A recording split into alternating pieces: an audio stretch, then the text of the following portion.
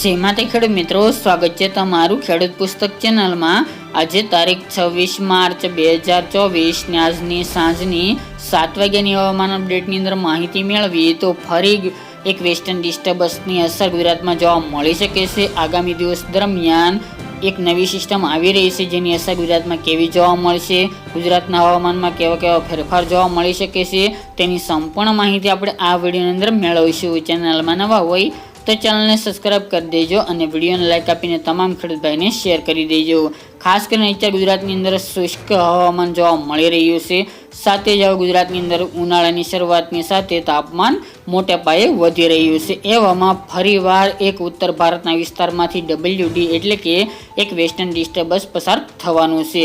અત્યારે એક western disturbance ઘણું દૂર પહોંચી ગયું છે, ત્યારે 29 અને 30 માર્ચ દરમિયાન ફરીવાર એક વેસ્ટર્ન ડિસ્ટર્બન્સ આવી રહ્યું છે, જેની અસર ગુજરાતમાં કોઈ પણ વરસાદ થાય તેવા સંજોગો જણાઈ રહ્યા નથી, પરંતુ અમુક વિસ્તારની અંદર ફરીવાર વાતાવરણમાં ફેરફાર થઈ શકે છે, વાદળછાયું વાતાવરણ જોવા મળે, હવામાનમાં પલટો આવે તેવી શક્યતા રહેલી છે, જેમની અંદર અમુક જગ્યાએ ઘાટા વાદળો થઈ શકે છે, સાથે જ અમુક જગ્યાએ છૂટાછવાયા વાદળો જોવા મળે તેવું અનુમાન છે, જેમાં કચ્છના તમામ વિસ્તારની અંદર શક્યતા છે, સાથે જ ઉત્તરની અંદર સાબરકાંઠા, બનાસકાંઠા, પાટણ, મહેસાણા, અરવલ્લી, મોઢેરા, માણસા, પાલનપુર સહિતના ભાગો અને સૌરાષ્ટ્રની અંદર પશ્ચિમ સૌરાષ્ટ્રના પણ અમુક વિસ્તારો અને મધ્ય ગુજરાતના એકાદ બે વિસ્તારની અંદર હવામાનમાં પલટો આવે અને વાદળો આછા અથવા તો અમુક જગ્યાએ ઘાટા જોવા મળે તેવી સંભાવના રહેલી છે। બાકી આ સિસ્ટમની અસર ગુજરાતમાં કોઈ પણ પ્રકારે માવઠું કે વરસાદ થાય તેવા સંજોગો જણાઈ રહ્યા નથી। આ વેસ્ટર્ન ડિસ્ટર્બન્સની વધુ અસર ઉત્તર ભારતના વિસ્તારમાં થઈ શકે છે, જેમાં